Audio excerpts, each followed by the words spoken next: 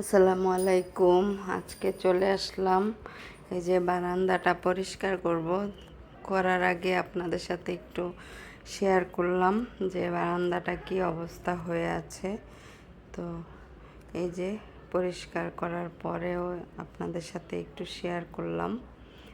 এই যে আমার গাছগুলো, অনেক গাছ মরে গিয়েছে, তো সেগুলো ফেলে দিয়েছি। এই যে দিয়ে বারান্দাটা একটু ধুয়ে দিয়েছি। তো কেমন হয়েছে জানাবেন। এই হলো আমার অল্প কিছু গাছ।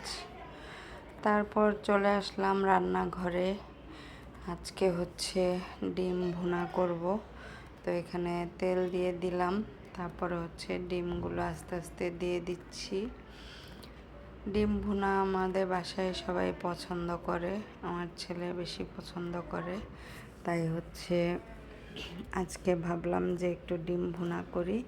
তো আমি একটু লবণ দিয়ে দিলাম, দেওয়ার পরে একটু হলুদ দিয়ে দিব। এই যে হলুদ দিয়ে আমি একটু লাল লাল করে ভেজে নেব ডিমটা। কে কীভাবে ডিম ভুনা করেন তা তো জানি না, আমি এভাবেই করি। একটু ডিমগুলাকে এঁকে নিয়ে তারপরে হচ্ছে এভাবে হলুদ আর লবণ দিয়ে একটু ফ্রাই করে নেই। তো এখন হচ্ছে হয়ে গিয়েছে, উঠাইয়া হচ্ছে তেলের মধ্যে আমি হচ্ছে পেঁয়াজ দিয়ে দিলাম। পেঁয়াজটা অবশ্য কাটা ছিল ফ্রিজের, এই যে দেখেন একটু একটু বরফ। তো আমি পেঁয়াজটা লাল লাল করে ভেজে নিয়েছি।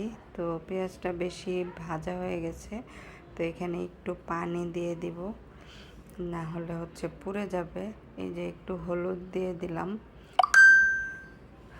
হলুদ দিয়ে একটু পানি দিয়ে দিছি, নাহলে হচ্ছে পেঁয়াজটা পুড়ে যাচ্ছে। তো এখানে একে একে হচ্ছে আমি সব মশলা দিয়ে দিব। লবণ দিয়ে দিলাম, হলুদ তো আগে দিয়েছি, এখন হচ্ছে একটু জিরার গুঁড়া দিয়ে দিয়েছি। আমি সব কিছুতেই আবার একটু জিরা ব্যবহার করি, এই হচ্ছে আমার একটা অভ্যাস, সব কিছুতেই জিরা দিই। তো এখানে হচ্ছে আমি মশলাটা দিয়ে দিয়েছি, মরিচের গুঁড়াটা দিইনি।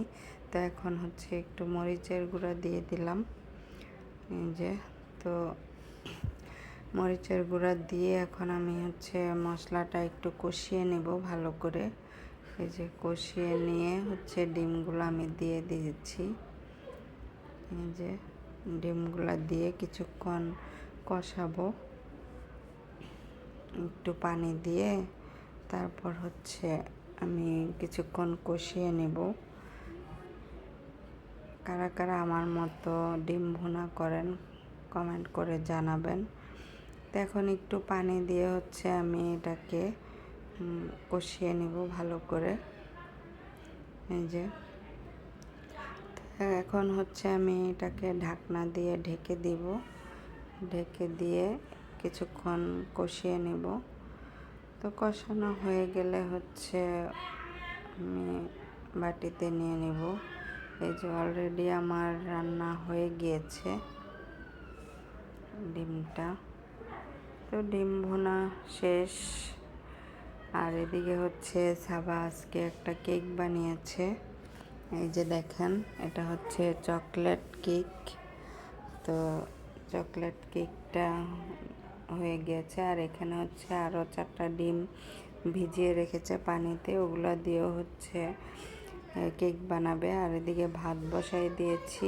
তো এর মধ্যে কেকটা হয়ে গিয়েছে। এই যে আমি হচ্ছে এটার মধ্যেই কেকটা বানাই, তো হচ্ছে এটার মধ্যেই বানিয়েছে। তো এদিকে আর ডেকোরেশনও করে ফেলছে, আমি এর মধ্যে আর ভিডিও করিনি। এই যে কেকটাকে হচ্ছে ও ডেকোরেশন করতেছে, তো এই ফাঁকে আমি একটু ভিডিও করে নিলাম। কারা কারা কেক বানাতে পছন্দ করেন জানাবেন। এটা হচ্ছে 1 পাউন্ডের একটা কেক। এই যে কালকে যে ফুলগুলা নিয়ে আসছিলাম, সেই ফুলগুলা দিয়ে হচ্ছে ঘরেই বানিয়েছে, এমনিই তো ঘরে খাওয়ার জন্যই বানিয়েছে। তো এই তো কেকটা ডেকোরেশন হয়ে গিয়েছে প্রায়। যে কেমন হয়েছে জানাবেন। কে কে কার কার কাছে ভালো লেগেছে কমেন্ট করে জানাবেন। এই তো এটার ভিতরে হচ্ছে চকলেট কেক। তারপর হচ্ছে সন্ধ্যার সময় হচ্ছে সবাই বাইরে থেকে আবার খাবার কিনে নিয়ে এসেছে। এগুলা বাইরে থেকে কিনে নিয়ে এসেছে,